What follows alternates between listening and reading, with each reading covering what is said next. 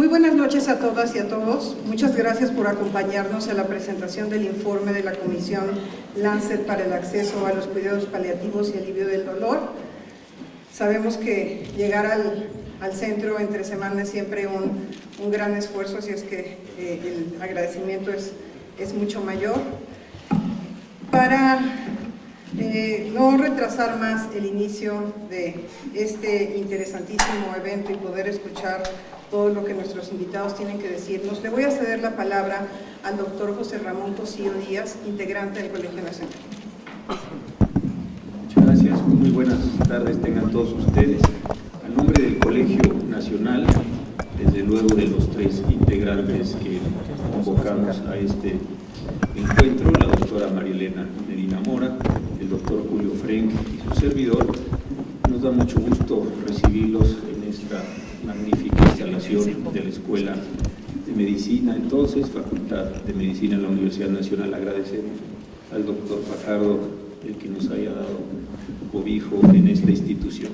Como ustedes saben, el Colegio Nacional es una institución pública de difusión de la cultura en el más amplio sentido de la expresión, fundada hace casi, gracias a usted, 75 años, con los fines que acabo de señalar. Y al conocer y al participar los tres miembros del Colegio Nacional en este trabajo de la Comisión Lancet o de la revista Lancet para analizar la situación de los cuidados paliativos y el tratamiento para el dolor, nos pareció a los tres integrantes del colegio de la mayor importancia, insisto, no solo haber participado en estos trabajos, sino primordialmente tratarlos de dar a conocer a la población nacional y desde luego a los especialistas en la salud. Como todos sabemos, nuestro país está viviendo, como casi todo el mundo, dos cambios muy importantes. Uno es un cambio demográfico, donde las personas afortunadamente y en lo general siguen habiendo situaciones pues muy lamentables en el país, tenemos una mayor expectativa de vida. Y por otro lado, ha cambiado la manera, voy a decirlo así, de general, que las personas morimos. Estamos entrando en procesos de enfermedades crónico-degenerativas que nos llevan a tener enfermedades largas, costosas y en muchas ocasiones muy dolorosas. Esto me parece que ha generado una reflexión mundial acerca de cómo nos estamos enfrentando con los últimos años de nuestra vida y cómo estamos enfrentando enfermedades que no necesariamente son mortales, pero sí nos están produciendo dolor y nos están produciendo condiciones pues muy duras en la existencia. El grupo que convocó la doctora Felicia Noll, el doctor Julio Frenk, algunos otros muy destacados miembros de la profesión médica y de algunas otras disciplinas que decidimos y tuvimos la oportunidad de apoyarlo, ha generado para la muy prestigiada, muy conocida, muy reconocida revista Lancet este reporte mundial con algunos hallazgos muy serios que esta tarde van a ser comentados y, lo que es muy importante, y estoy seguro que saldrá en distintas intervenciones, el modo como vamos o debemos al menos tratar de resolver y enfrentar estos problemas importantes. De verdad agradezco la confianza que se nos ha dado, doctora, a nombre mío y de mis compañeros en el Colegio Nacional. Agradezco a quienes se han tomado un tiempo de sus muy ocupadas tareas para estar esta tarde con nosotros y estoy seguro, como lo verán ustedes a lo largo de la propia tarde, que valdrá la pena que los hayamos tomado el tiempo para trabajar, para presentar y desde luego para que ustedes estén esta tarde con nosotros. Muchas gracias.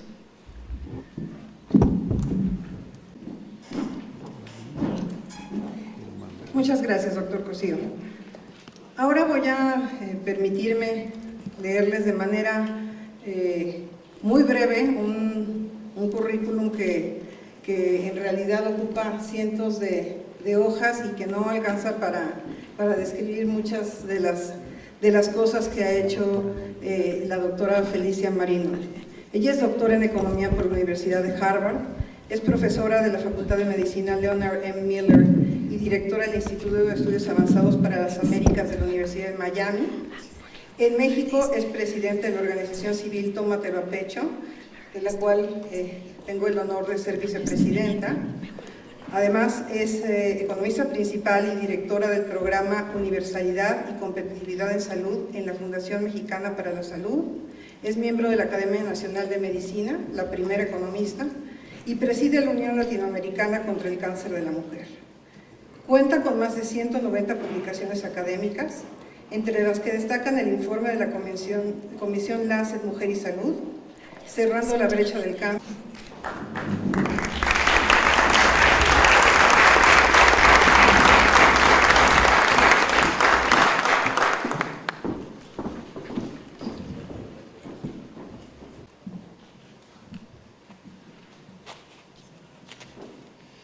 Muchísimas gracias en particular al señor ministro por todo lo que ha hecho para apoyar este estudio desde que empezó y por hacer posible ese gran evento, y a todos que están en el principio y aquí hoy con nosotros. Yo les voy a hacer una breve presentación de un estudio que ocupa 65 portillas de la revista Lancet, lo cual son muchas portillas en la revista Lancet, pero sí un breve recuento. Y además nos vamos a enfocar un poco en no lo global, sino también en la situación que vive nuestro país, México. El título de nuestro informe es Cerrar la brecha en el acceso a los cuidados paliativos y el alivio del dolor, un imperativo para la cobertura universal en salud. Tiene 61 autores, pero aquí pongo en la lista y el sitio web los que son los autores destacados mexicanos y mexicanas en este caso.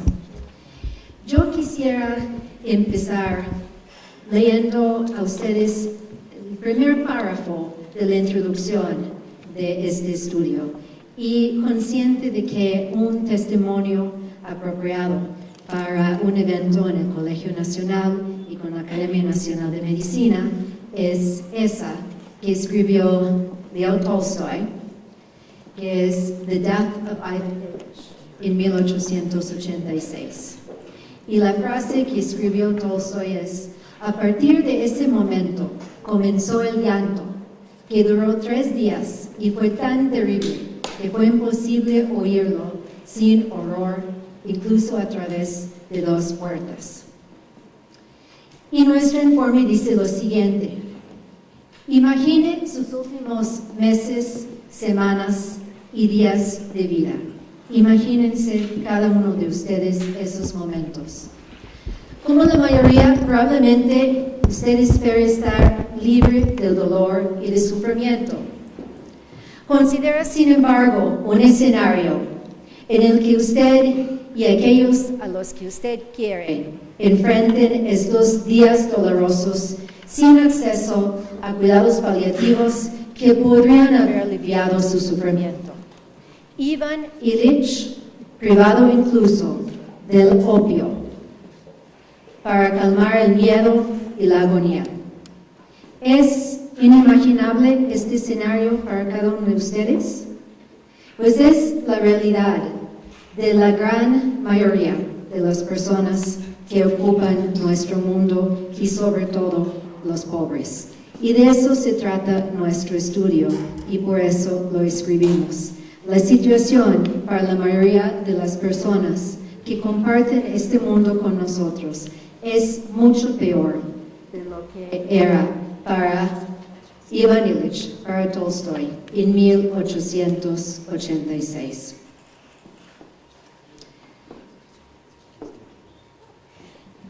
Nuestra comisión tiene 61 coautores, 33 comisionados, 14 asesores científicos y 14 colaboradores adicionales.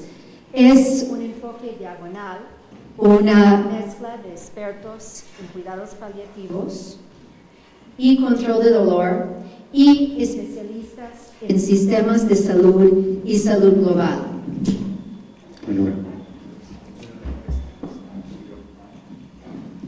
Yo pensé que era el acento, ¿no? Solo funciona si lo siento. Que tenemos 10 autores mexicanos y México es uno de los estudios de caso como país más importante para nuestro estudio mundial. Hablamos de la advocacy, hablamos de lo que aprendimos de nuestro sistema de salud y hicimos un análisis cuantitativo muy a fondo y eso ancla muchas de las proyecciones que tenemos en el informe.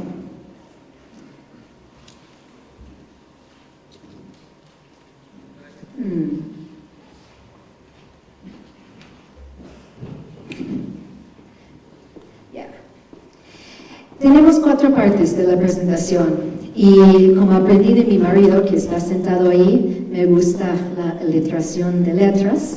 Entonces tenemos índices, necesidades insatisfechas, intervenciones e implementación. Primero, los índices. Nosotros generamos un nuevo indicador y analizamos lo que llamamos el sufrimiento grave relacionado a la salud o SGS. Eso es el sufrimiento, 14 diferentes tipos de sufrimiento y síntomas, 11 físicos y 4 psicológicos, y como esos se expresan a través de 20 diferentes condiciones de la salud que son las que más generan necesidad para cuidados paliativos. Y esos son los resultados que voy a compartir con ustedes. Son a nivel mundial, a nivel de países en vías de desarrollo, tenemos número de pacientes y número de días. Primero, a nivel mundial, la carga del sufrimiento. En cuanto a muertes, 25.5 millones de personas en el mundo y eso es 45% de toda la mortalidad, de todas las muertes que tenemos en un año. Adicionalmente, por lo menos 35.5 millones de personas viven ese tipo de sufrimiento. En total, entonces, estamos hablando de más de 61 millones de personas con sufrimiento grave relacionado con la salud que requieren cuidados paliativos. Como van a ver en un momentito, la gran mayoría, entre 75 y 80%, no reciben ningún acceso, ni siquiera a la morfina más barata. Estos 61 millones de personas sufren más de 6 millones de días, 6 billones de días al año de sufrimiento. Y eso es un estimado muy conservador. Y 80% de ese sufrimiento ocurre en países de ingresos medios y bajos.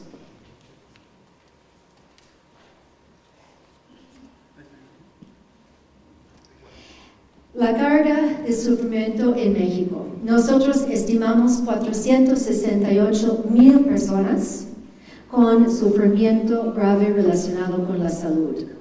Esos son casi 230,000 muertes, es 37% de toda la mortalidad en México en un año. Adicionalmente, 240,000 personas que viven ese tipo de sufrimiento y que viven eso durante 150 millones de días al año.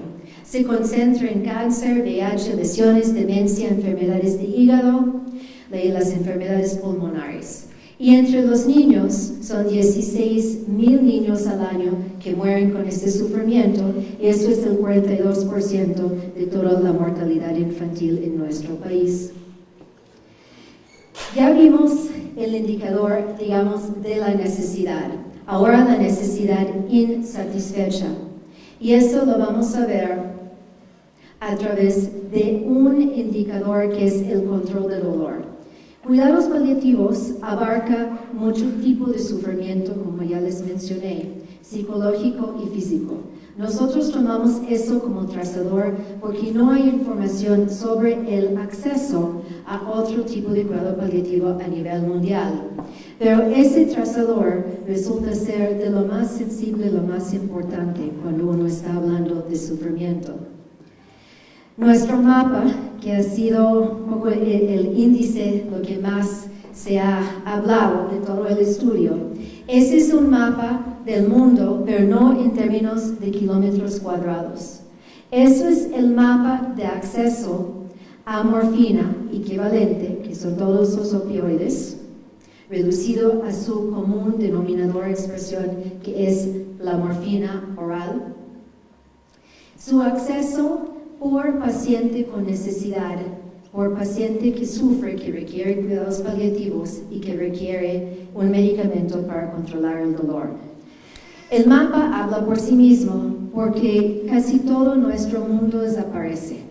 La India es una lineecita ahí con 43 miligramos que satisface apenas 4% de la necesidad.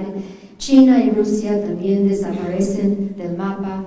África prácticamente no está. América Latina se vuelve también muy chiquito. México allá con sus 562 miligramos suficiente para satisfacer 36% de la necesidad de la morfina para cuidados paliativos.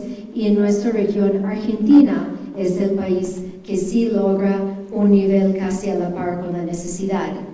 Pero lo otro que se destaca en este mapa es que Estados Unidos, Canadá y Australia se vuelven enormes, porque el acceso o el consumo, mejor dicho, es de alrededor de 55,000 miligramos por paciente con necesidad en Estados Unidos, y eso es más de 3,000 veces la necesidad de cuidados paliativos.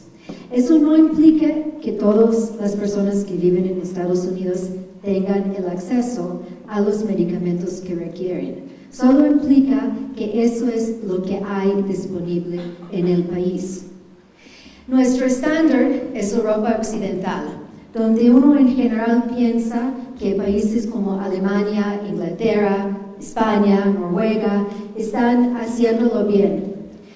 En cuanto a acceso para cuidados paliativos, un poco más de 18,000 miligramos, pero eso es suficiente para satisfacer no solo cuidados paliativos, sino también todo lo que es la necesidad para control de dolor, que incluye, por ejemplo, cirugías. Entonces tomamos a Europa Occidental como nuestro estándar, digamos, de oro intermedio y poder comparar a los países no solo en cuanto a necesidad para cuidados paliativos, sino también comparándolos con Europa Occidental. Dejamos esta lámina casi en blanco porque eso es la necesidad no satisfecha. Lo que ven a mano izquierda es necesidad de cuidados paliativos. Las partes que están en color es la parte de la necesidad satisfecha. La mayoría está en blanco, especialmente para los países en vías de desarrollo.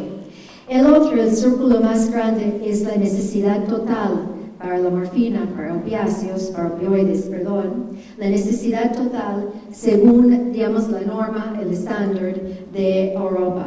Y prácticamente el círculo entero está en blanco, porque el mundo carece, incluyendo varios países de ingresos altos, de lo que se requiere para poder satisfacer las necesidades más inmediatas de las personas.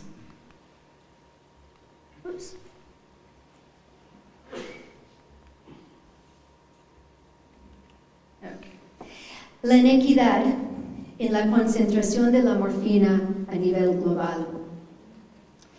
Estos son lo que llamamos Gini's, pero se expresan realmente en dos datos. El 50% de la población de nuestro mundo, los más pobres, tienen acceso a menos de 1% de la morfina en el mundo.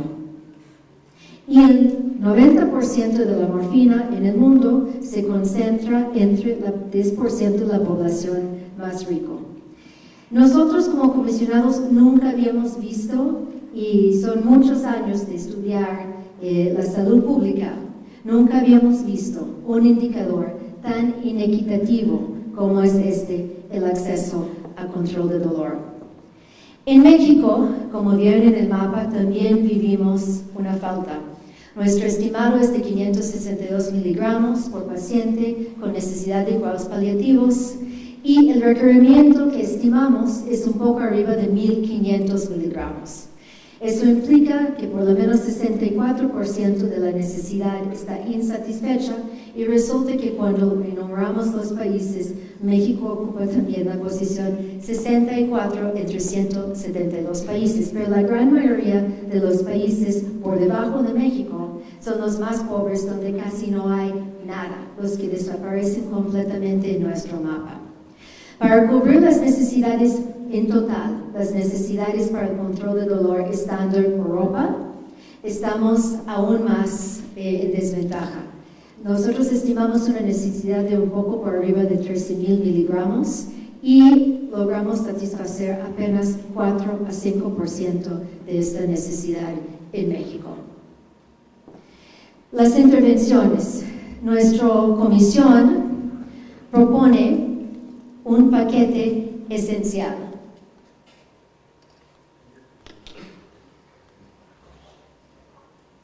De verdad sí hay. Sí tenemos un paquete esencial. Perfecto.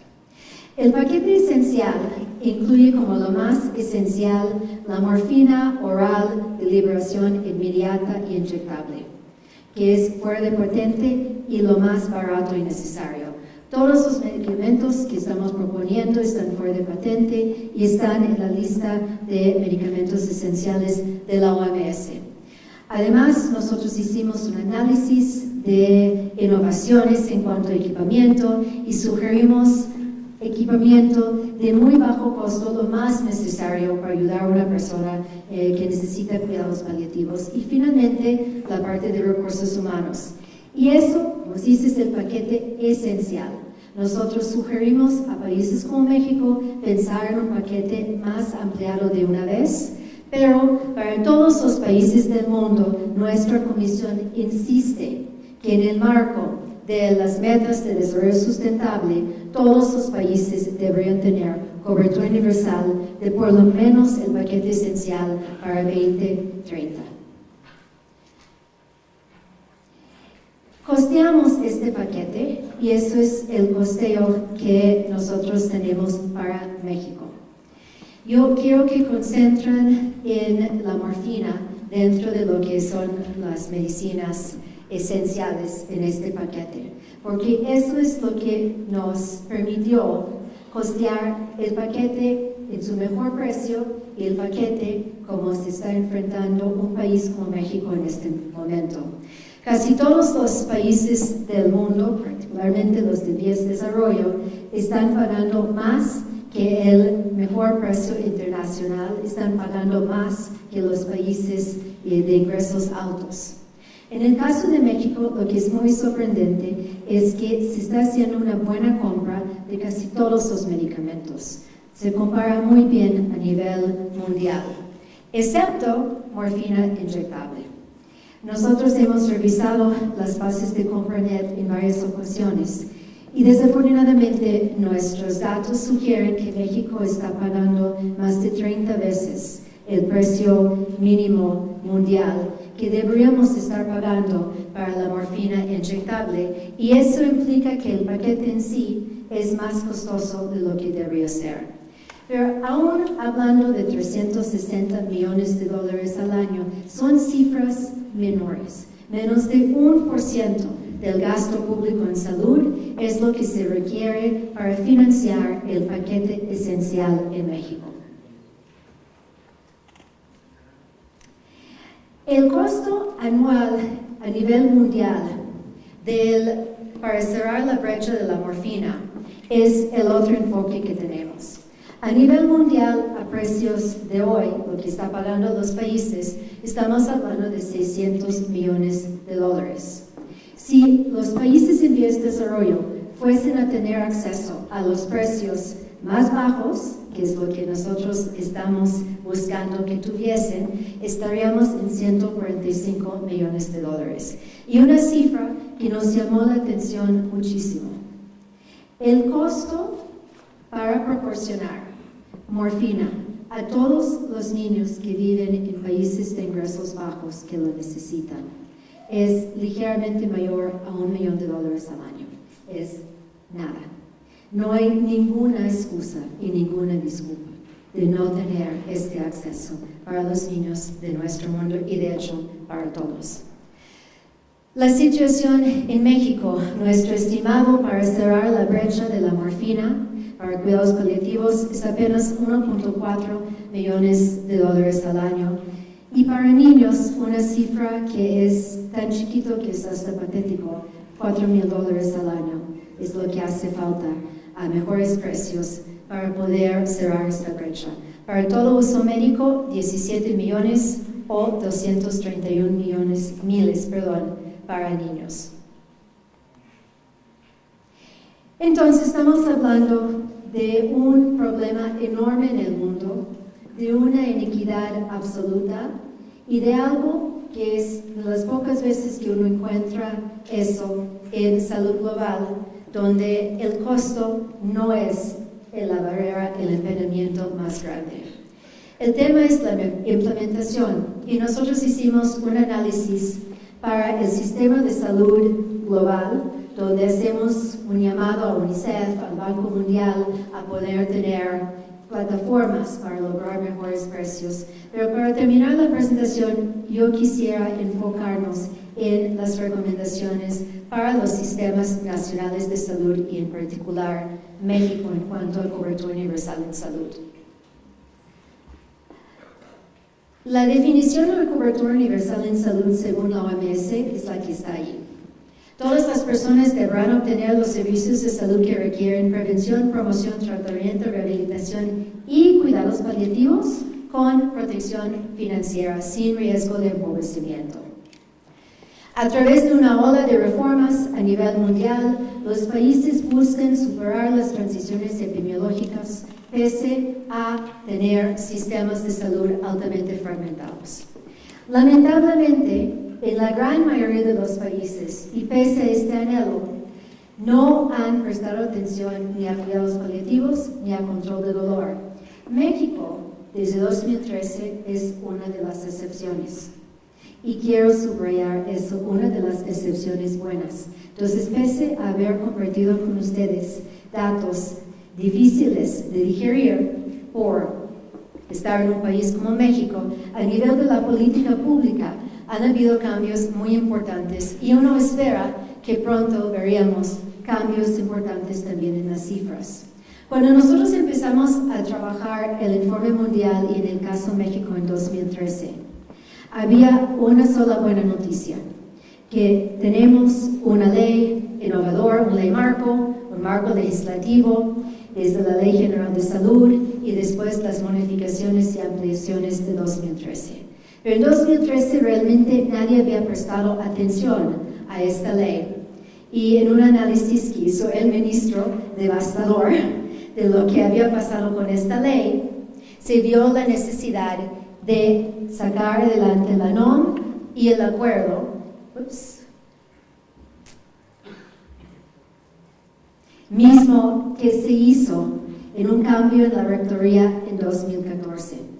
También cuando empezamos a trabajar en eso, no había dónde irnos, no había puerta en la secretaría, no había puerta a tocar, no había oficina que se dedicaba a los temas de cuidados paliativos y control de dolor. A partir de 2014 también la hay, y eso fue una innovación, una decisión del entonces subsecretario Eduardo González Pierre. Se empezaron capacitación en primer y segundo nivel y la recopilación de la información para la cual ciertamente falta el análisis. Donde subrayamos ahí que necesitamos en rectoría es extender el marco más allá que 6 meses y empezar a tener el seguimiento que uno busca en sistema de salud. Yo no voy a tomar la palabra ni de Miquel, ni de Julio, ni del comisionado, porque realmente este éxito es de ellos. Yo solo puedo decir que yo me acuerdo del primer simposio internacional que tuvimos sobre cuidados paliativos en este año, cuando una persona muy enojada, una doctora, dijo Miquel, no solo tengo que viajar a Ciudad X para imprimir mis recetarios, cosa que es muy difícil. No solo tengo que ir cada X semanas porque solo me dan 25, sino cuando voy no hay tinta ni papel en la impresora, entonces no hay forma. Y yo creo que muchos tomadores de decisión hubiesen hecho una disculpa en este momento, mas no pasó en este caso. Tú contestaste que lo ibas a cambiar. Y entre los dos, eso es la innovación que más se ha hablado en cuanto al caso de México a nivel mundial y en todo lo que hicimos en prensa la semana pasada también. La innovación de México en cambiar el marco regulatorio de recetarios en papel a un recetario electrónico es una fórmula sine qua non para evitar el exceso y garantizar el acceso. Y han habido grandes cambios en cuanto al número de médicos y recetarios que tenemos en el país. En cuanto a financiamiento, hay también un gran avance. En el Seguro Popular a través de 2016 se incluyen causas los cuidados paliativos. Pero eso no es suficiente, porque incluirlo en causas implica primer y segundo nivel, sí, pero donde todavía no hay médicos y enfermeras capacitados. Tenemos todavía una falta de cubrir cuidados paliativos a través del Fondo de Protección para Gasto Catastrófico y garantizar un enlace adecuado entre tercer y segundo nivel. Y lo otro que sí nos preocupa un poco es que el cuadro básico, según todas las recomendaciones de nuestra comisión, debería ser básico. O sea, insistimos en tener cuadros básicos que incluyen morfina de liberación inmediata, fuera de patente y morfina inyectable en los precios más bajos para todos los pacientes. Y eso no es el caso del cuadro básico en este momento y es algo que creo que tenemos que cuidar y trabajar en México.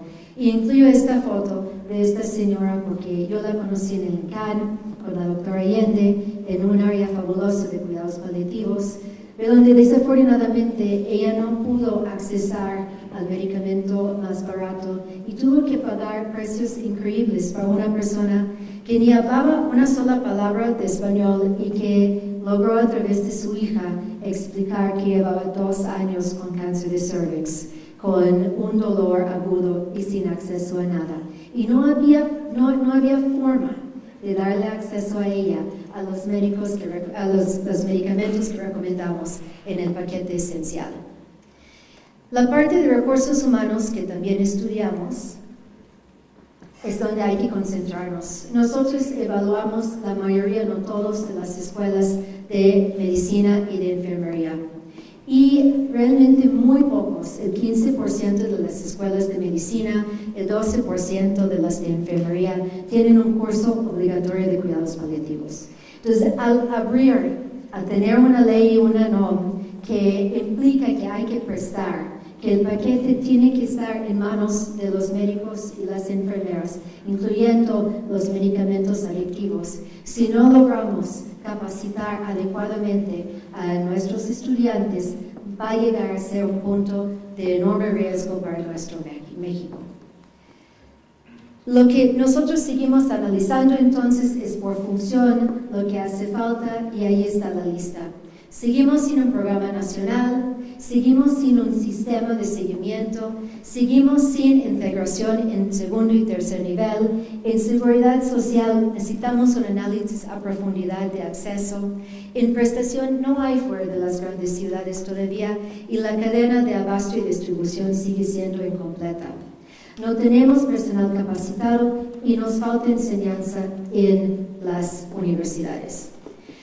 Lo que decidimos hacer como sociedad civil, y eso es la última lámina, es anunciar hoy, y eso es con la doctora Allende quien lo va a encabezar, que a partir de este año vamos a registrar y tener una asociación mexicana para cuidados paliativos y control del dolor. Hay en muchos otros países de la región, somos de los pocos países que nunca lo tuvo, ya lo vamos a tener, y intentar hacer año con año un observatorio nacional desde la sociedad civil para poder ver el cumplimiento del acceso universal que anhelamos tanto por parte del sector público como del sector privado. Y eso es nuestro anuncio por parte de los académicos y la sociedad civil desde Fonsalud y con Silvia el día de hoy. No me queda más sino agradecer a mis colaboradores, al ministro y los que han participado con nosotros en el estudio y el día de hoy en este evento. Muchas gracias. El siguiente ponente es nuestro anfitrión en este recinto, el doctor Germán Fajardo Dolci, actual director de la Facultad de Medicina de nuestra máxima casa del Sistema Nacional de Investigadores. La presencia del doctor Fajardo es una señal de la importancia que para él tiene el área de cuidados paliativos en la formación del personal médico, lo cual es fundamental, como ya dijo la doctora Nol, para poder enfrentar... Muchas gracias, Miquel. Bienvenido. Desde luego al ministro José Ramón Cosío, muchas gracias, ministro, por la invitación. El abogado más médico que tenemos en este país, que siempre nos pone las cosas en perspectiva en el ámbito de la salud. Desde luego al doctor Julio Frenk, presidente de la Universidad de Miami, quien fuera mi jefe en la Secretaría de Salud, de las primeras personas que confiaron en mí para dirigir una organización. Gracias, Julio.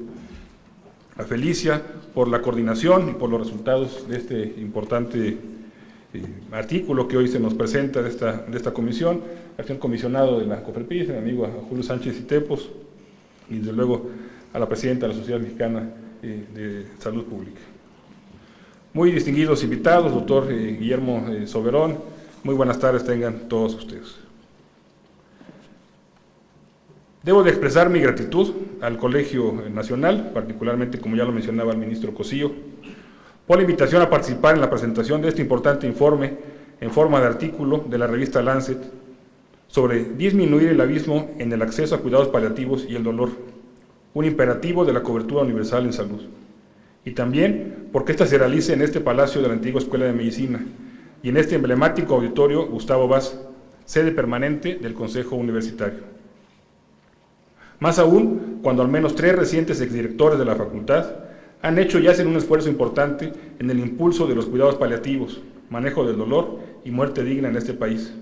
Desde luego, me refiero a los doctores José Narro Robles, Enrique Graue y Juan Ramón de la Fuente, teniendo al interior de la facultad el Seminario de Estudios sobre la Globalidad, que incluye el Seminario de Muerte Digna y Cuidados Paliativos, grupo de trabajo que está conformado por expertos, como el de hoy, que propone y promueve iniciativas relacionadas con el manejo del dolor, la muerte digna y cuidados paliativos. En México hay cerca de 10 millones de personas mayores de 65 años, pero en el año 2050 se calcula que habrá más de 23 millones, y la mitad de ellos podrán presentar enfermedades que requieran cuidados paliativos o manejo de dolor, como el cáncer o enfermedades cerebrovasculares. Sin lugar a dudas, es indispensable que las personas, los pacientes y sus familias pasen estos años en las mejores condiciones posibles, sin excluir desde luego otros grupos de edad como los niños en estos cuidados. A nosotros, los formadores de médicos, nos toca preparar a las generaciones futuras en estos y otros temas. Solo menciono que en la Facultad de Medicina de la UNAM, la enseñanza sobre cuidados paliativos es muy importante en el pregrado, en el posgrado y la educación continua. En la actualidad, dicho abordaje incluye la dignidad de la persona y su familia, el respeto a la voluntad y sus creencias, la atención integral del dolor y sus consecuencias en terapéutica quirúrgica y farmacológica, incluso con narcóticos. Por la importancia del tema, se estableció una asignatura específica, denominada Medicina Paliativa y Algología. Además, a los pasantes del servicio social, gracias a la Fundación Carlos Slim, se les imparten cursos al respecto. En el posgrado, las 68 especialidades médicas incluyen tópicos sobre atención a cuidados paliativos y medicina paliativa.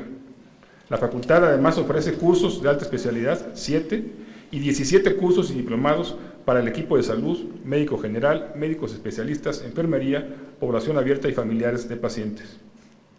Por la importancia de la materia que hoy se presenta, se aprobó hace unos meses la creación de la especialidad de medicina paliativa, por lo que próximamente será parte de la oferta educativa del posgrado de la Facultad de Medicina de la Universidad Nacional. Si bien hemos avanzado y hay una mayor oferta educativa y conciencia en el estudiante de medicina y en los residentes, claramente no es suficiente. Debemos de reforzar en los 3 niveles educativos la formación y capacitación en cuidados paliativos y seguir trabajando de manera muy cercana con las instituciones de salud. Además, debemos de incentivar la investigación en ese tema en conjunto con las instituciones, como lo estamos haciendo con el IMSS y otras instituciones como los Institutos Nacionales de Salud. Desde la Facultad de Medicina vemos que en general existe una falta de cultura y capacitación a este respecto. En muchos casos solo se ve al paciente hospitalizado y no al manejo del paciente domiciliado. Así también existe cierto miedo por parte de los médicos a recetar opiáceos tanto de manera personal como institucional.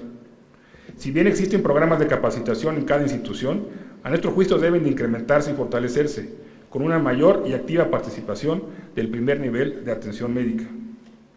Especial atención requiere incluir aspectos económicos de los cuidados paliativos, por el costo de algunas intervenciones, la prolongada duración en algunos casos, la limitada accesibilidad de terapéuticas, en especial la morfina, como ya se mencionó, en todos los niveles, tanto en las instituciones y en todo el país, reconociendo los esfuerzos que se han realizado en CONFEPRIS a este respecto.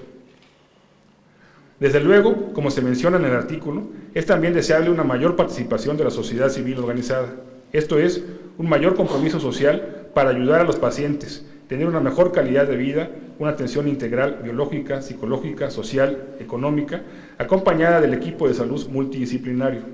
En su caso, morir con dignidad, con los seres queridos, sin dolor y sin angustia. Muy interesante, importante y trascendente es el artículo por sus contribuciones y reflexiones. Incluso desde el título, cuando habla del acceso a cuidados paliativos y manejo de dolor, desde la perspectiva de la cobertura universal, tema que a mi juicio debemos hablar nuevamente más en nuestro país.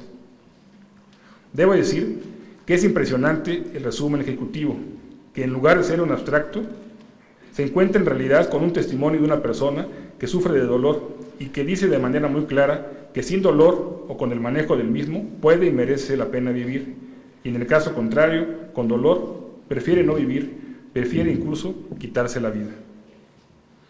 Es bien conocido por todos nosotros que gracias a la creación del Sistema de Protección Social en Salud, creado por Julio Frenk, conocido como Seguro Popular, gracias a él todos los mexicanos cuentan hoy con un aseguramiento médico, ya sea de protección social o de seguridad social, sin duda un gran logro. Sin embargo, el estar afiliado no necesariamente les da acceso a la atención médica. El derecho a la salud, en el contexto de los derechos económicos, sociales y culturales, fue reconocido de forma global en el tratado adoptado por la Asamblea General de las Naciones Unidas en 1966 y puesto en vigor 10 años más tarde en el 76, firmado y ratificado por 160 países.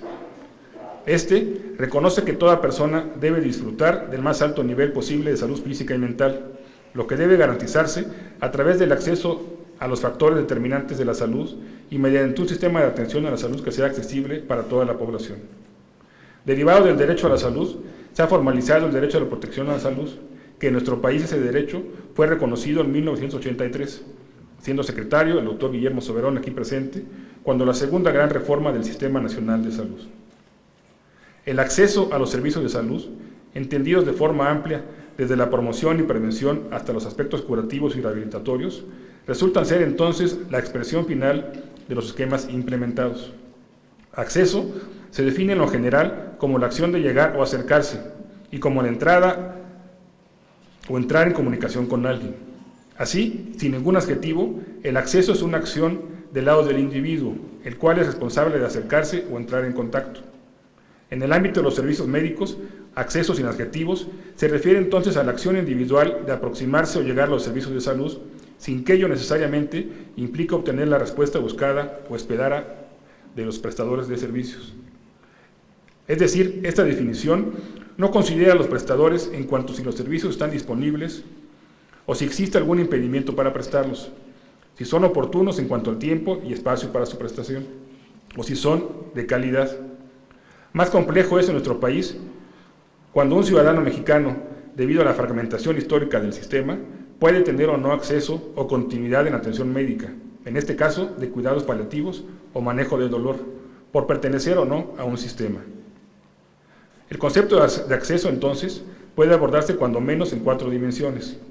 Disponibilidad de los servicios, ya sean médicos, enfermeras, camas de hospital, equipamiento, y en este caso, los medicamentos, dosis, presentaciones y disposición de los diferentes casos. 2. De la capacidad de los servicios para ser utilizados con el propósito de otorgar atención médica equitativa. 3. La existencia de barreras para la utilización de los mismos, barreras personales, barreras económicas, barreras organizacionales, barreras sociales y culturales. Y 4. Resultados en materia de salud. En este caso particular, si tenemos mexicanos con dolor, claramente el acceso y el resultado del manejo del mismo no es el adecuado en todos los casos.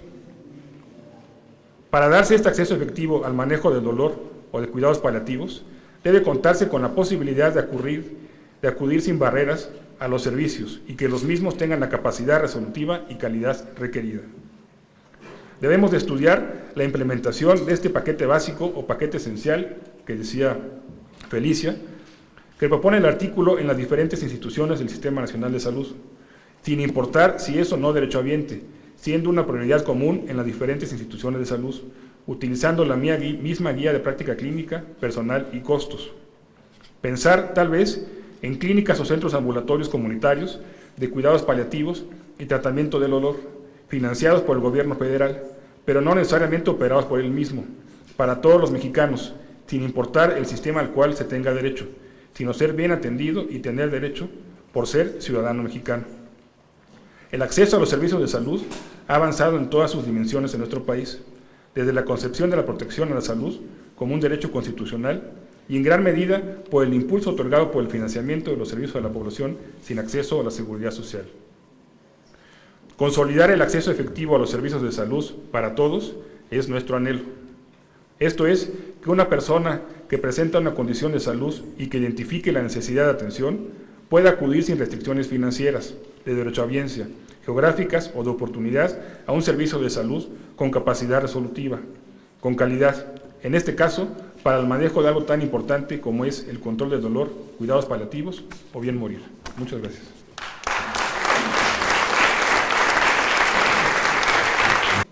Voy a presentar al licenciado Julio Sánchez Itepos. Él es licenciado en Derecho por la Escuela Libre de Derecho de Puebla, con estudios en Desarrollo Económico por la Universidad Complutense de Madrid, España.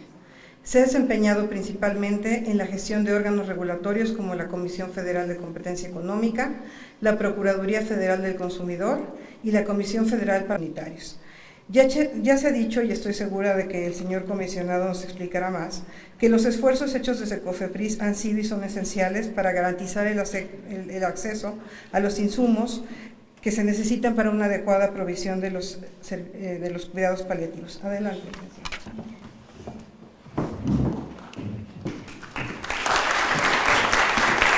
Presidium, a quienes ya han mencionado, y con todo cariño y con todo respeto vuelvo pues a enviarles un cariñoso saludo y además con el honor de compartir este evento con ustedes. Muchas gracias además por la mención que Felicia ha hecho en su presentación. Quiero hacer público además el agradecimiento por esa gana, por esa fuerza que desde hace varios años realmente tocó a muchos funcionarios públicos, a muchos servidores, a muchos médicos, a muchos profesionistas con las historias que nos contaste, Felicia, porque en efecto México en el 2013 entró en una alerta, todavía sigue, hemos mejorado, pero entró en una alerta importante en materia de cuidados paliativos. Y la historia se contaba muy rápido, la historia se contaba en el sentido de que había grandes obstáculos para el acceso de medicamentos paliativos o de medicamentos controlados a las personas que los necesitaban. Los pacientes viven con dolor todavía y mueren con dolor. Y esa es la realidad que todavía enfrentamos, como lo ha demostrado el reporte que presenta Felicia, pero lo más importante es que ya desde hace varios años tenemos cambios importantes desde el punto de vista normativo y también cambios importantes no solamente en la actitud de los servidores públicos de las instituciones, sino también hechos que sin duda ya constituyen los primeros pasos, tanto normativos, estructurales, de infraestructura, pero sobre todo de conciencia en términos de cuidados paliativos. Hace varios años, en el 2013, recuerdo perfectamente cómo Níquel me pidió específicamente que analizáramos el asunto.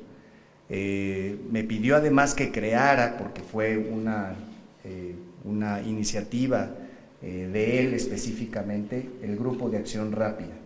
Este Grupo de Acción Rápida surge precisamente porque en ese año, en el 2013, surge el reporte de Human Rights Watch, en donde pues claramente nos coloca en una circunstancia verdaderamente difícil en términos de acceso a cuidados paliativos. Y no solamente eso, también en ese año se publica un reporte de la Organización Mundial de la Salud donde nos coloca claramente reprobados en la materia. En ese momento surge también la alerta de que no hay morfina en México. Hablamos con la Cámara Nacional de la Industria Farmacéutica para saber cuál era el problema de la morfina en México y nos damos cuenta que había morfina en México. Había en ese entonces, en el primer análisis que hicimos de las existencias en los laboratorios, aquí hay muchos presentes de los que producen en México morfina, había alrededor de unas 150,000 unidades. Pero les quiero decir que esas 150,000 unidades se encontraban en los laboratorios, no se encontraban ni en los distribuidores y tampoco en las farmacias. Poco menos del 2% se encontraban en las farmacias. Es decir, teníamos un problema de acceso grave. Los pacientes necesitaban el medicamento y no se encontraban en las farmacias. Quiero también mencionar que en ese entonces, en el 2013, se crea este Grupo de Acción Rápida, se hace además un grupo de trabajo que lleva a que el Consejo de Salubridad General, aquí su titular en ese entonces, el Consejo de Salubridad General hace una gran diferencia en términos de política pública en el 2013 y es la creación del primer documento, de la primera estrategia nacional en la materia. Ese acuerdo del Consejo de Salubridad General de diciembre de 2014,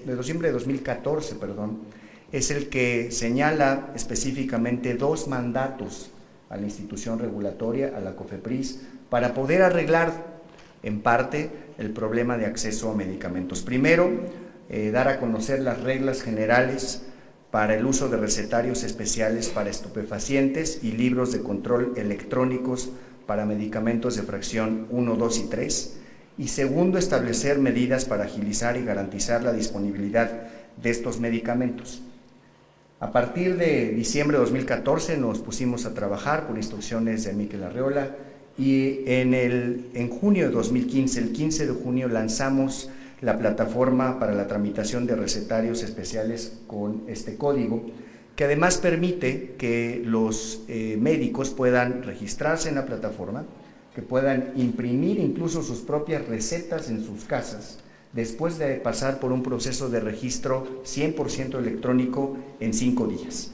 Hemos logrado disminuir los tiempos de atención para este trámite. Se puede hacer desde cualquier lugar que tenga acceso a Internet y además ganamos mucho en términos de control de los medicamentos. Hoy podemos decir que existen 3.558 médicos que cuentan ya con recetarios especiales, 32% de los cuales son médicos generales.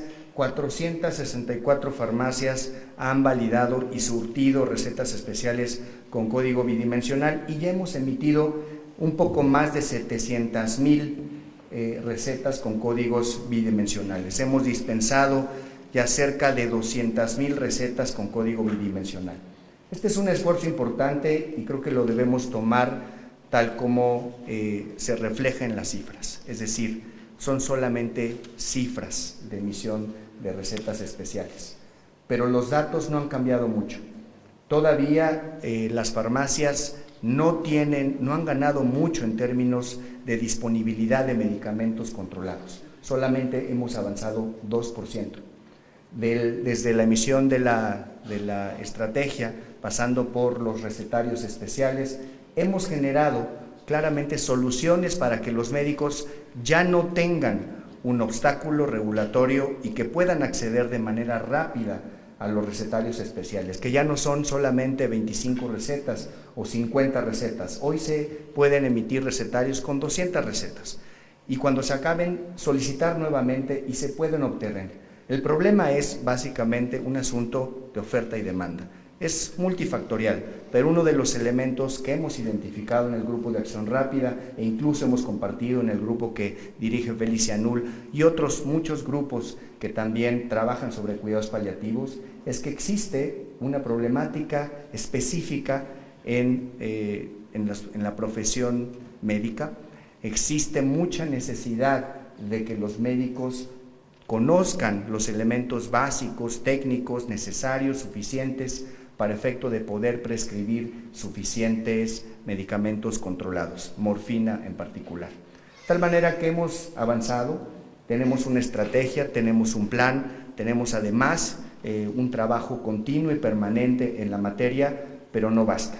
Estamos conscientes de que hemos avanzado en acceso, vamos a seguir trabajando para ello y cuenten, por supuesto, en la Academia de Medicina, en todos, cada uno de los grupos en donde se trabaja en materia de cuidados paliativos, que la COFEPRIS va a estar presente para poder hacer los ajustes e incluso las mejoras que se requieran en el ámbito regulatorio para poder mejorar el escenario que vivimos actualmente en materia de cuidados paliativos. Quiero agradecer además el trabajo de toda la gente que ha venido con pasión realizando las tareas incluso de capacitación en las diversas partes del Estado, a los compañeros que incluso, por ejemplo, desde el INCAN han venido realizando en conjunto con nosotros, toda la gente que trabaja en cuidados paliativos, incluso también desde la ONUD, en donde tienen un proyecto específico de acceso sin exceso.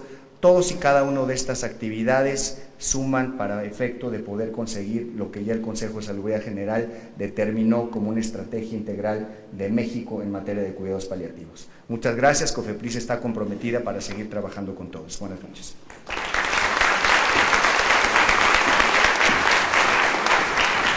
Que me invitó en su momento a reintegrarme a la Secretaría, al doctor Julio Frenk. El doctor Julio Frenk se graduó como médico en la Universidad Nacional Autónoma de México. En la Universidad de Michigan obtuvo una maestría en salud pública y un doctorado conjunto en organización de la atención médica y en sociología. Es el presidente de la Universidad de Miami desde agosto de 2015 y en la misma universidad es profesor titular de Ciencias de la Salud Pública en la Escuela de Medicina Leonard M. Miller y profesor del Departamento de Gerencia y Políticas Públicas del Sector Salud en la Escuela de Administración de Empresas. Anteriormente, el doctor Frenk fungió por casi 7 años como decano de la Escuela de Salud Pública T.H. Chan de la Universidad de Harvard y profesor titular de la Cátedra T. Angelopoulos en Salud Pública y Desarrollo Internacional, un nombramiento conjunto con la Escuela Kennedy de Gobierno de la propia Universidad de Harvard. El doctor Frenk se desempeñó como secretario de Salud de México entre 2 meses.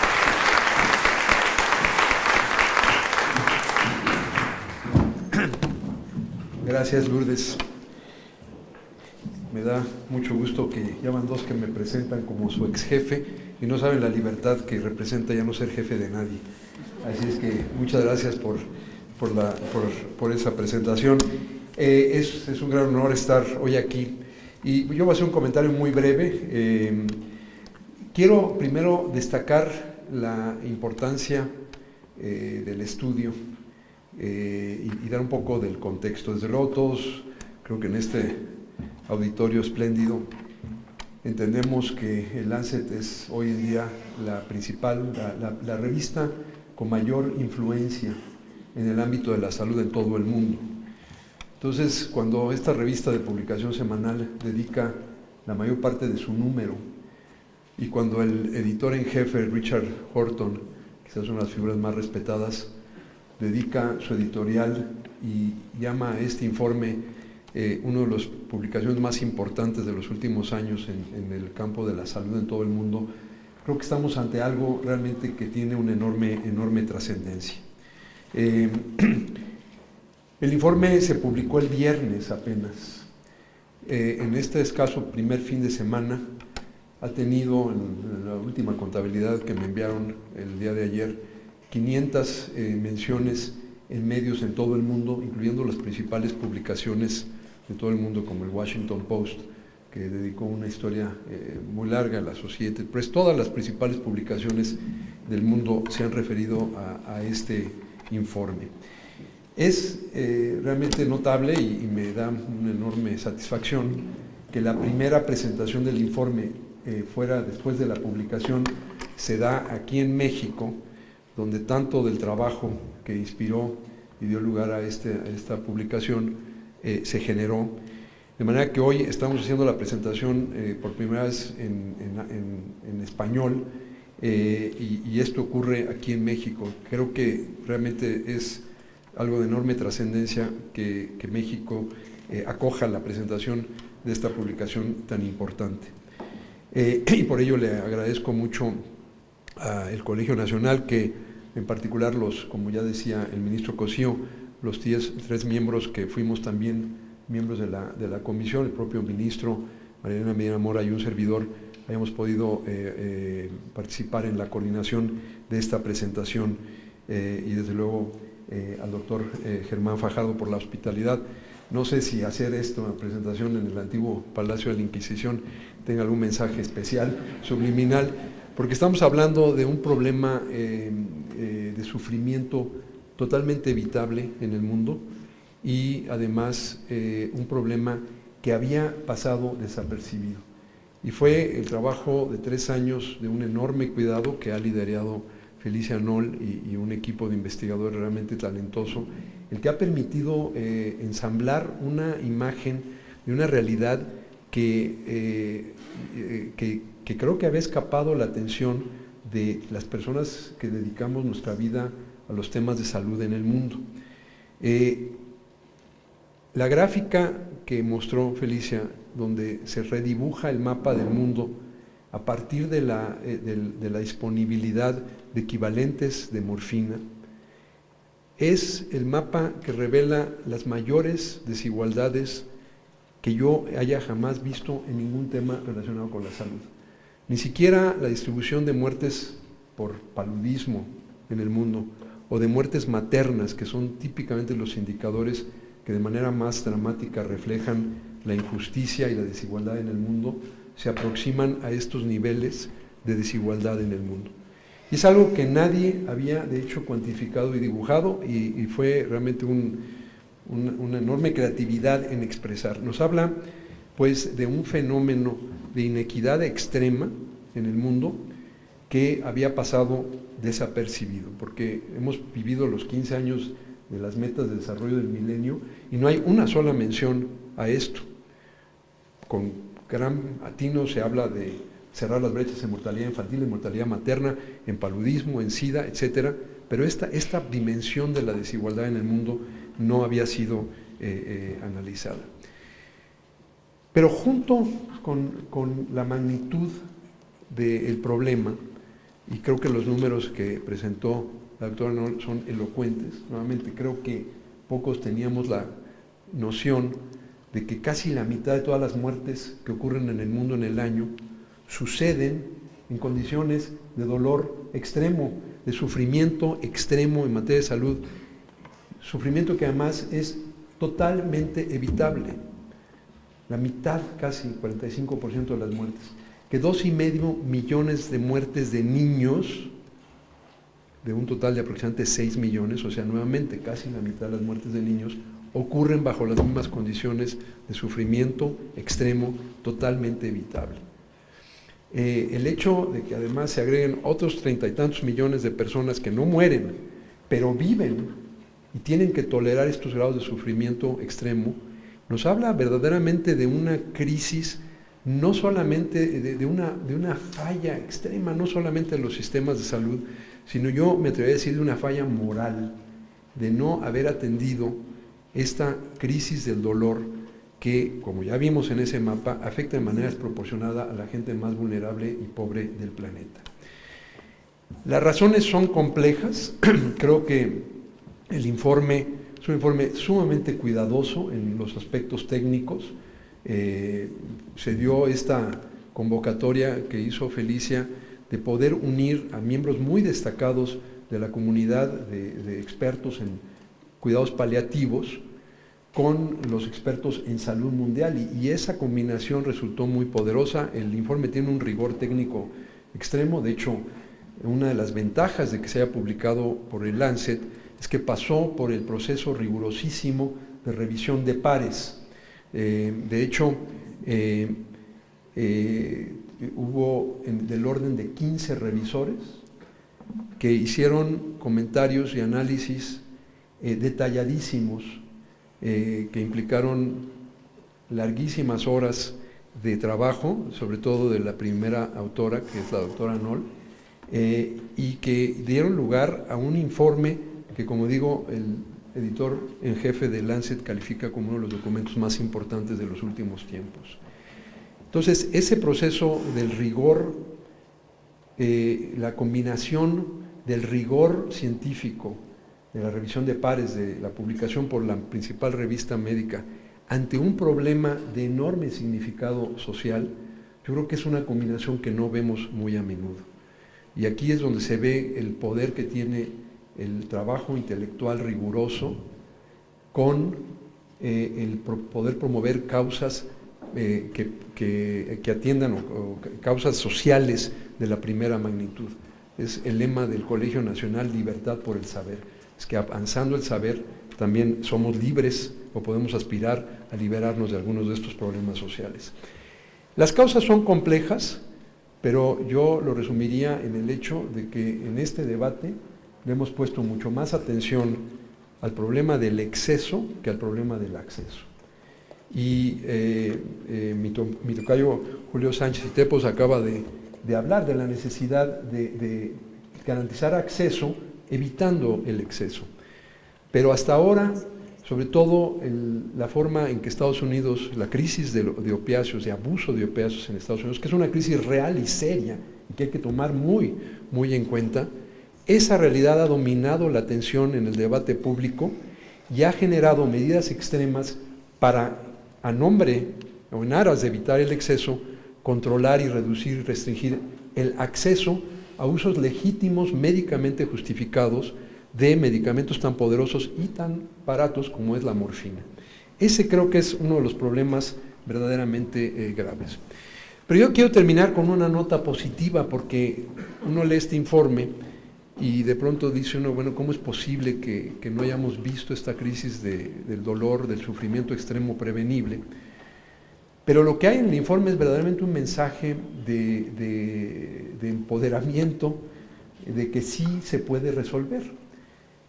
El informe abunda en ejemplos de países, incluso países altamente desarrollados, que no han seguido este camino de Estados Unidos tan lamentable, donde quizás estrategias de mercadeo no del todo éticas de ciertas empresas productoras de opiáceos de generación más avanzada, una capacitación deficiente del personal médico en la prescripción y manejo de estos opiáceos, y una sociedad que en general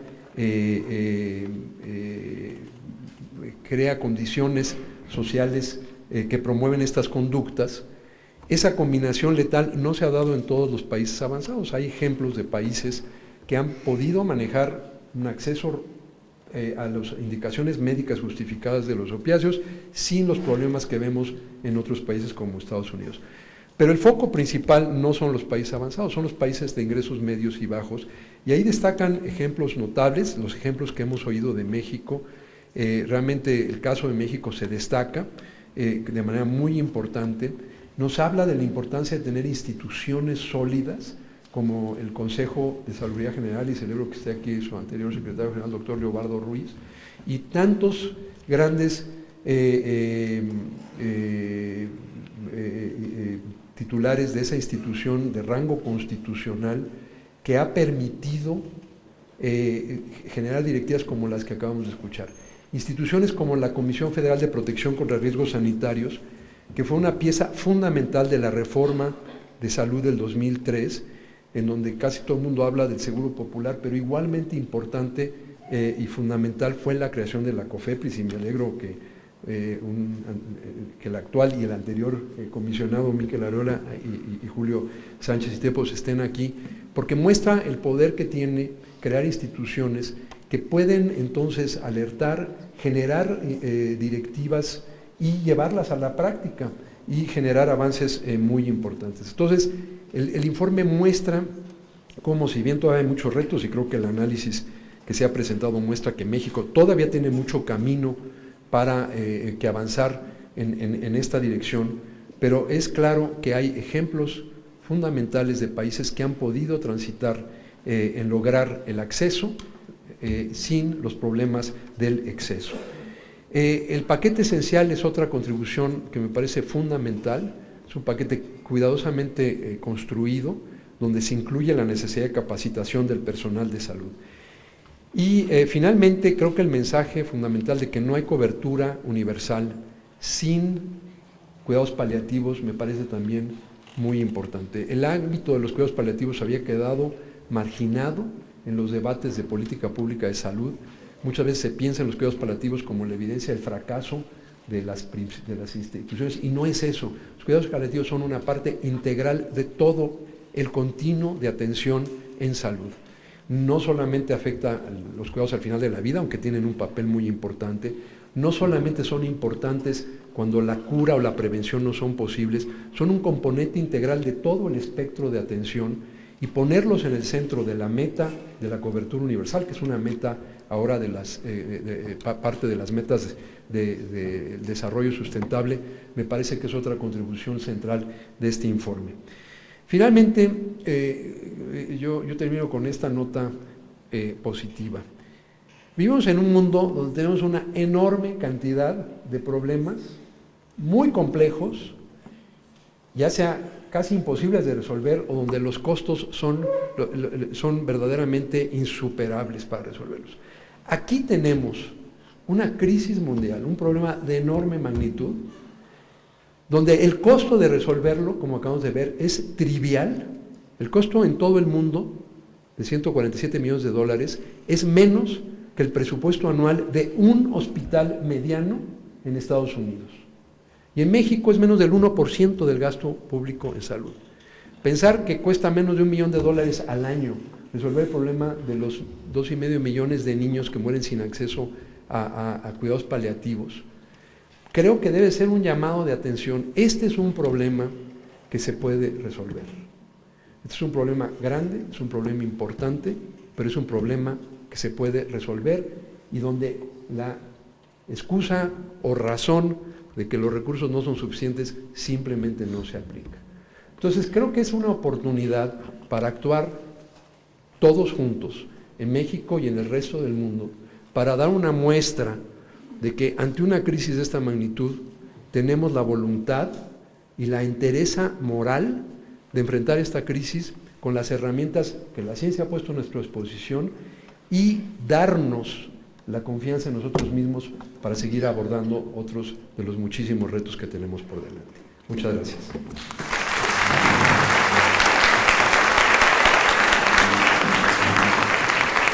Antes de presentar a nuestro siguiente expositor, al co-coordinador de esta sesión, quiero agradecer en nombre de la doctora Noll y de todos los que estamos apoyando la causa, la presencia esta noche de la doctora Liliana de Lima, directora del International Association for Hospice and Palliative Care, que vino desde Texas para acompañarnos esta noche. Ella es coautora del informe y tiene la nada fácil tarea de coordinar los esfuerzos post-publicación del informe.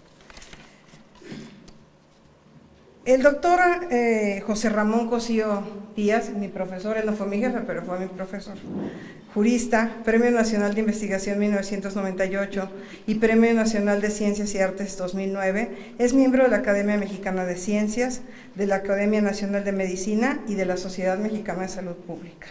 Además, es investigador nacional nivel 3 del SNI, actualmente es ministro de la Suprema Corte de Justicia de la Nación y profesor de Derecho en el ITAM. Ha escrito 25 libros y colabora como columnista en los periódicos El País y El Universal. Ingresó al Colegio Nacional el 11 de febrero de 2014. Déjenme contarles que hace más o menos 3 años y medio, si no me fallan las cuentas, durante una sesión del Consejo Directivo de Tómatelo a Pecho, consideramos que era necesario sumar a juristas del más alto nivel a la causa de los cuidados paliativos. salió el nombre del doctor Cosío y debo decir que no solo nos recibió, nos escuchó, sino que se convirtió en un aliado estratégico de nuestra causa. Muchas gracias por eso y adelante.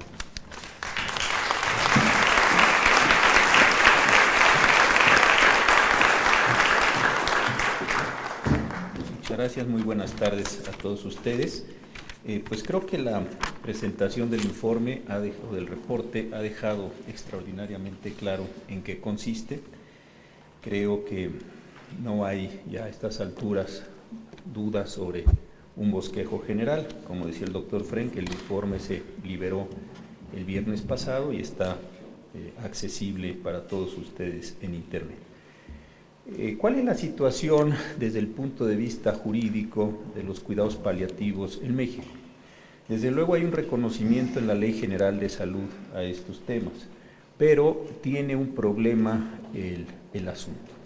¿Por qué razón? Porque me parece que hay, en primer lugar, una relación entre los cuidados paliativos y la expectativa de vida que la doctora Noll planteó hace un rato sobre los 6 meses. De forma tal que resulta difícil relacionar la condición de una persona que se encuentra en esta situación terminal con una temporalidad mayor a los 6 meses. Este me parece que es un problema de la mayor importancia. En segundo lugar, hay un segundo tema que también me parece delicado, que es la relación entre una enfermedad terminal y el tratamiento del dolor.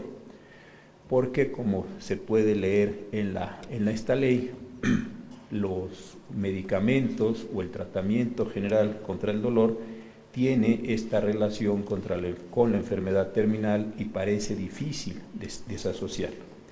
En tercer lugar, hay un problema general que está enunciado en la Ley General de Salud y nos ha generado algunos problemas en la Academia Nacional de Medicina, en donde dice que se pueden aplicar estas sustancias para paliar, disminuir el dolor, aún a riesgo de acortar la vida, como dice la Ley General de Salud, y ahí también no hay una clara conceptualización entre un tema y otro. Y como saben ustedes, este tema de dispensar u otorgar medicamentos que pudieran tener una disminución de la vida no es un tema simple.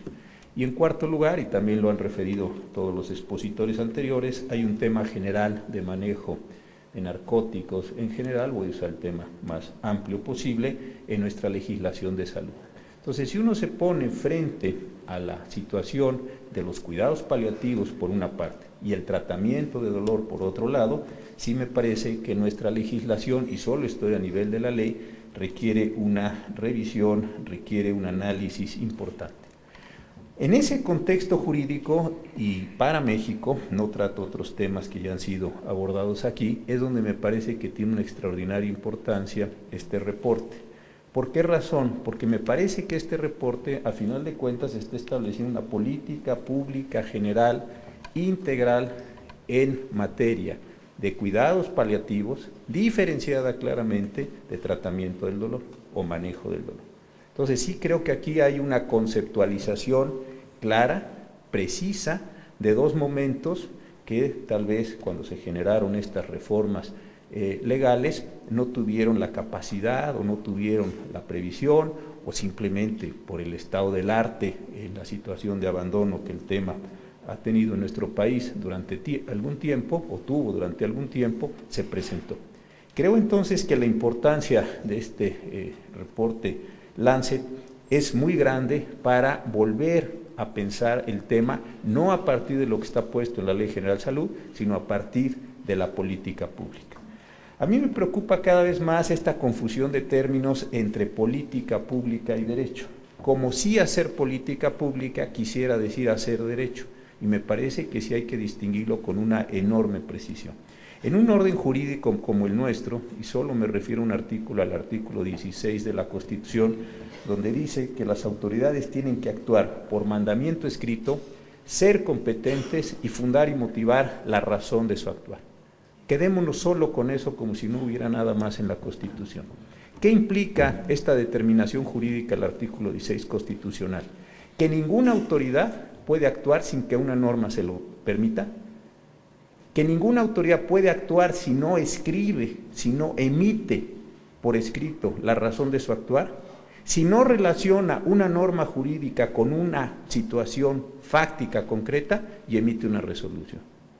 Por muy buenas políticas públicas que pensemos, que imaginemos, que ideemos, por mejor evidencia empírica, por mayores razones que tengamos, si todo ese conjunto de políticas públicas no somos capaces de ponerlo en normas jurídicas, no puede tener un desarrollo jurídico. ¿Por qué? Porque la autoridad va a ser incompetente, no va a haber mandamiento escrito, no va a haber fundamentación, no va a haber motivación y desde luego a través de cualquiera de los medios o mecanismos que tenemos de impugnación de los actos de autoridad, ese acto de autoridad va a desaparecer del orden jurídico. Así sea la ley, que no estuvo bien escrita, así sea la ley que no tuvo esta forma de insertar la política pública, un reglamento, una norma oficial mexicana o cualquier otra norma jurídica. Entonces, ¿qué es lo importante para mí de este informe? Que tenemos la política pública diseñada, ahora hay que llevarla a la ley. Nosotros los abogados pensamos en términos normativos jerárquicos, constitución, ley, tratados, reglamentos, acuerdos circulares, decretos, normas oficiales, etc. Y es toda una cadena normativa.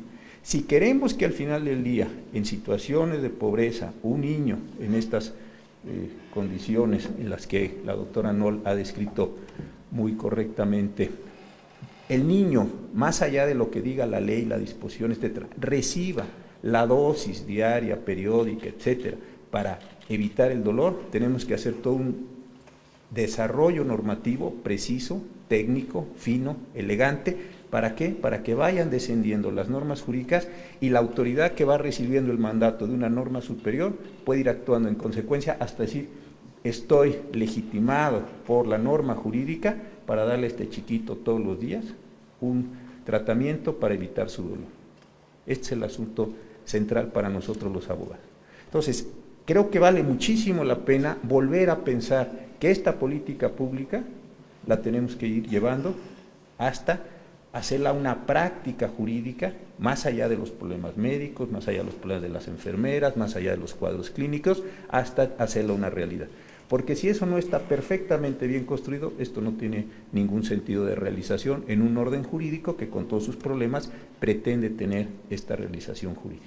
Y aquí sí me parece que, como lo decía el doctor Frenk hace un momento, hay un llamado de atención de enorme importancia a las autoridades, al legislador, a las autoridades administrativas, a quienes emiten las normas oficiales, a quienes, etcétera, van actuando, etcétera, etcétera, etcétera, para poder ir llevando a cabo esta realización.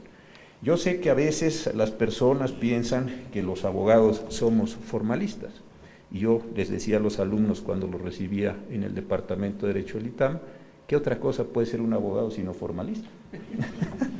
No se sorprendan. ¿Qué otra cosa puede ser sino una persona que conozca exactamente qué requisitos, qué elementos tiene que satisfacer para crear una norma que logre aquella finalidad que se esté esperando? Entonces, lo importante ahora que ya se tiene este reporte tan robusto, tan completo, del que se ha hablado tanto, es ver cómo lo vaciamos, y lo vaciamos bien en normas jurídicas para ir alcanzando estas finalidades. Yo de verdad quiero, para terminar, agradecer esta oportunidad que decía Lourdes. Hace ya algunos años, Lourdes y la doctora Noll me invitaron a dar una charla en el Instituto Nacional de Cardiología. Yo no sabía nada de este tema, estoy tratando todavía de aprender mucho de ellos, pero lo que me pareció muy interesante es justamente hacer eso, ver cómo estaba pensado los cuidados paliativos y cómo se iba desarrollando el tema en términos jurídicos. Al final de cuentas, lo que nos encontramos era una enorme cantidad de lagunas, como decimos nosotros, de cortes, de pedazos de una línea trozada, para que lo entiendan y lo puedo explicarme yo en una imagen, donde había cosas, después había ausencias, cosas, ausencias, ausencias, cosas, ausencias, con lo cual esta relación tan simple, tan racional que tratamos de imponer a través de las normas jurídicas no se podía realizar, con lo cual al final del día no se podía satisfacer esta situación humana tan básica, tan necesaria, tan dolorosa. Creo que esto es lo que vale para nosotros que estamos en el mundo del derecho, la importancia del reporte, y ojalá que entre todos seamos capaces de, además de la formación médica, además de la formación de esta paquete muy esencial, etcétera, que seamos capaces de desarrollarlo lo suficientemente bien jurídicamente para que tenga una realidad en el mundo cotidiano. Muchas gracias.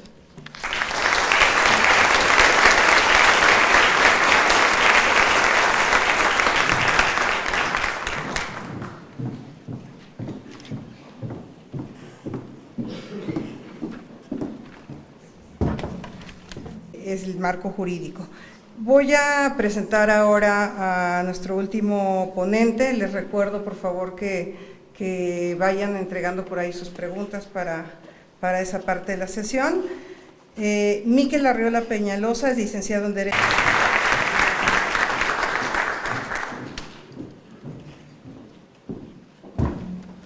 Muchas gracias, muy buenas noches. Muchas gracias, Lourdes. Pues ahora sí me tocó el último toro de la tarde y eso lo veo en sus caras. La desventaja de que te toca el último toro es que pues ya dijeron todo lo que tenías que decir y además eminencias del tamaño de Julio Frenk, del director de la Facultad de Medicina, de un ministro de la Corte que es el más médico de los abogados, y bueno, y de la autora de este paper tan importante que es Felicia, quien desde que yo recuerdo, pues perseguía este tema. Y vuelvo un poco yo a subrayar lo que decía el doctor Frenk. Cuando vemos un mercado donde el problema de la inequidad no es el precio, pues tenemos entonces que voltear a ver a otro lado. Y lo describió muy bien Julio Sánchez, lo que nos tocó. Claramente había un problema regulatorio. Uno de los problemas en México era regulatorio, no necesitábamos más que el doctor Leobardo Ruiz, en ese momento secretario del Consejo de Salubridad, nos empoderara un poquito para resolver precisamente ese problema. ¿Qué estaba pasando? Que la autoridad era profundamente preventiva respecto del uso de la morfina, porque teníamos un marco jurídico donde lo primero que era difícil era que un profesional de la salud emitiera una receta, porque yo me acuerdo del diagnóstico donde eran pocos los doctores que accedían a las recetas, pero además, si nosotros éramos ineficientes desde la federación, estos blogs de 25 recetas los emitían las entidades federativas. Unas eran muy buenas, pero otras eran francamente muy malas. Entonces, no se resolvía el problema en su inicio, en su génesis, y después nosotros pensábamos que nuestra auditoría de la morfina pues era moderna y era robusta, y lo que hacíamos era ir a las farmacias y revisar los libros de entrada y de salida. Ni siquiera teníamos pues una plataforma inteligente para revisar el flujo en tiempo real, y tampoco sabíamos, siendo el regulador de la industria, que ya no lo soy, entonces ya no me quejo que haya dicho todo Julio, pues no le puedo reclamar a mi regulador. No sabíamos cuánto teníamos de inventario de morfina en el mercado, una cosa tan fácil, y donde se confirma que es un problema de inequidad de entrada a un mercado generado por cosas distintas al precio. Es que cuando empezamos a trabajar resolvimos el tema del inventario en farmacia de manera mediana o marginal. Sabemos cuánto tiene de capacidad de producción una empresa, sabemos cuánto tiene de inventario la empresa, pero no se ha movido el inventario de la farmacia, y tampoco se ha movido el número de farmacias que han pedido permisos para vender morfina. Eso creo que es lo que tenemos hoy que resolver en lo administrativo. Quizá se podría adivinar la carga regulatoria asociada, pues ya no hay tanta carga regulatoria. que una autoridad busque a la cadena de dispensación para ofrecerle permisos de dispensación de morfina, eso nunca se había visto en el mercado mexicano. Que eso no haya tenido éxito, tampoco se había visto. Que el precio de la morfina sea de los precios de los insumos para la salud más bajos que tiene el mercado mexicano, nos indica que por ahí no es. Quizá, como lo decía el doctor Leobardo Ruiz, pues tenemos que profundizar, y aquí lo decimos en esta facultad de medicina, hay que profundizar la normalidad con la cual se recetan los medicamentos.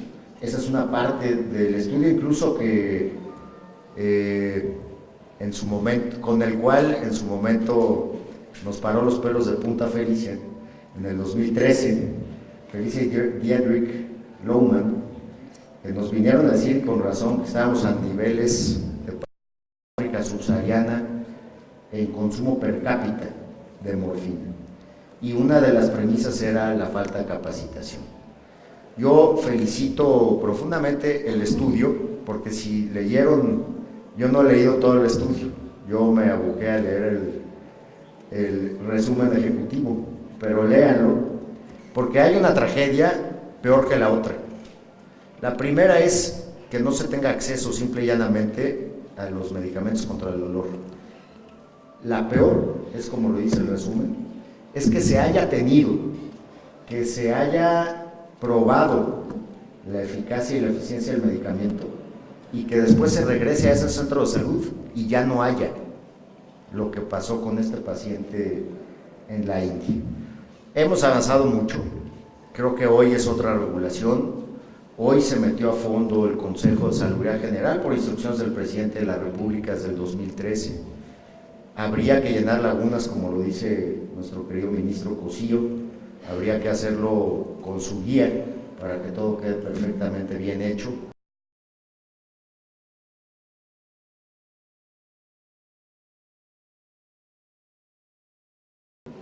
Y tendríamos que repasar con este país, que sin el trabajo de una persona, un grupo de personas, no estaríamos aquí hablando del tema y ni siquiera hubiese subido el consumo per cápita de morfina en México, si no es por nuestra querida amiga Felicia, que desde el primer minuto puso el asunto en la agenda de los policy makers, en la agenda de la Corte, en la agenda de la academia.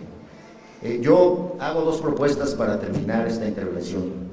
Primero, me llamó mucho la atención este tema de la morfina inyectable, que cuesta 30 veces más en México que en otros países. Me sorprende porque con los esfuerzos que hemos hecho en la compra consolidada, en la emisión de genéricos, pues no tendría por qué ser así.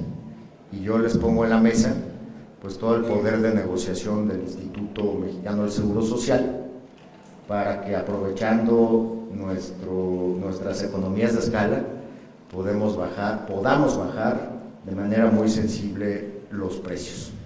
Y segundo, pues que el Seguro Social incremente el número de centros contra el dolor. Tenemos 14, son 144 personas, somos 440,000 trabajadores en el IMSS. Me parece que es una cifra muy marginal. Y cuando el IMSS dice va para adelante algo, eso realmente prospera.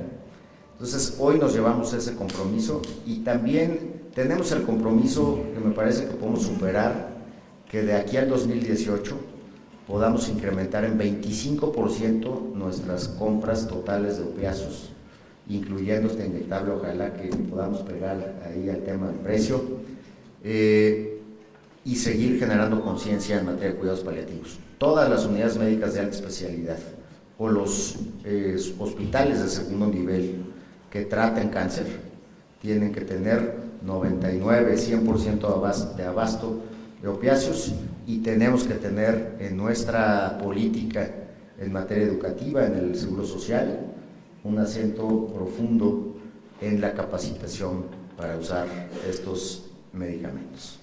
Yo agradezco su atención, sobre todo en el último toro, y siempre estaré muy a la orden. Muy buenas noches y felicidades, Felicia.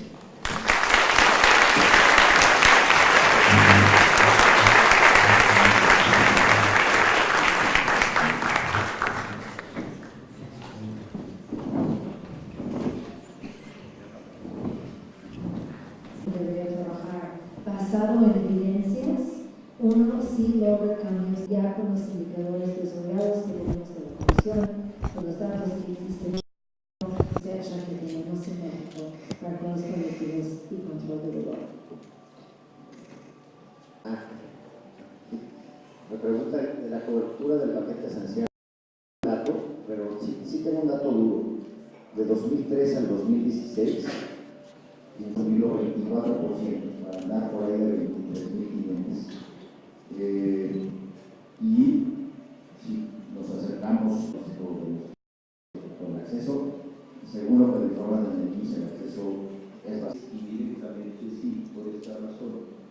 Si consideramos que los cuidados paliativos son componentes del derecho a la ausencia y a la prestación de los cuidados paliativos, por el caso no me parece que la autoridad reaccionaría rápidamente en el sentido de crear una legislación que mediante prestaciones o mediante otorgamiento material a las autoridades no estén esperando ser demandadas del amparo, sino genere todo esto de cumplir dentro de las demandas de seguridad de eso.